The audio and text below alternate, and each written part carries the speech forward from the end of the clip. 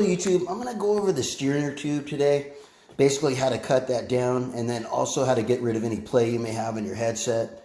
I touched on that just a little bit during the build video, but I didn't go into detail and just felt I needed to visit that again. Also, I've been noticing a lot of pre-assembled bikes, they've got this huge steer tube with 1,000,000 washers under the stem, and I'm thinking to myself, they didn't cut that down.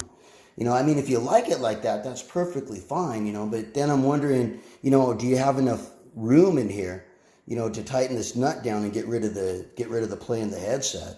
And I'll show you what I mean by the play.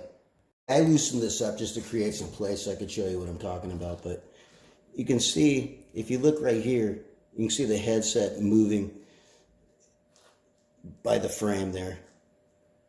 And that's what I'm talking about, just getting rid of that rocking.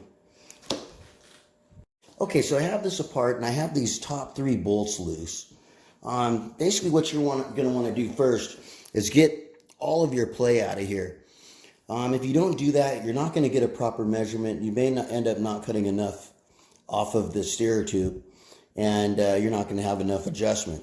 So get as much play as you can out of here. I've done this. You can do this a million different ways, but I did this. I just used a motorcycle tie-down strap. Just wrap it around here like that, and then just cinch it down, and that'll get rid of your play. Now you can get a proper measurement. Now what you need to do is determine where you would like your stem to be. This is critical because you cannot go up. You can adjust the stem down all day. Say you had the stem here, you wanted it down, you just pop one of the washers off, put that on like that, and then drop the washer on top. But you can't go up. So let's say that you want your stem to be right here. Okay. Now what you're going to do is measure from the top of the steer tube to the top of the stem, and that is 15 millimeters in this case. What we're going to want to do is take an additional 3 millimeters off for our adjustment. So we'll come down to 18, and you can see I already made a mark there.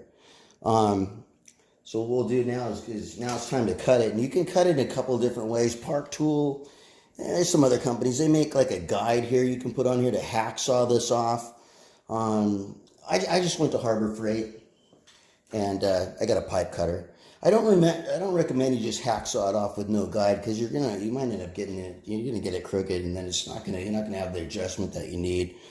So then basically the pipe cutter, it makes a fairly clean cut. Just put it on here right on the blue mark that you made, and just cut it off. Okay, now once that's done, let me put these spacers on. Once that's done, you can see here that the steer tube is now lower than the top of the stem.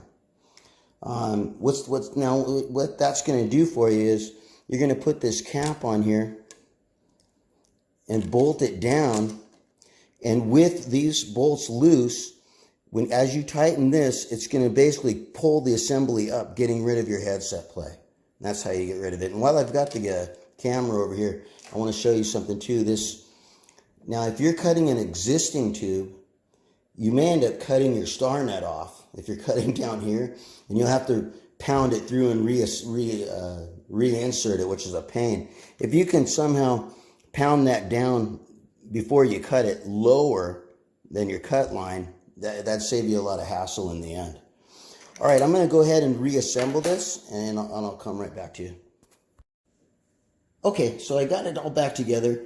With these top 3 bolts loose, the bottom ones down here tight, and the stem bolts loose, you're going to want to go ahead and crank this top nut down, get all the play out of the headset, maybe go a little bit further to create some drag on there, and then just basically tighten everything up.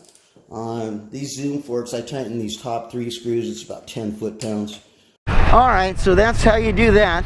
Let me know if any of you guys have your stems up that high. If you like them like that, maybe it gives a little more leverage for wheeling or something like that. I'm not sure. I just never really thought to leave them that high. And then I saw some other Enduros that have this really long, like a road bike stem. Like 4 inches out. And I'm not sure how that seems like it would handle kind of weird. But anyways, no, I appreciate you guys watching, and I hope to see you next video. Thank you.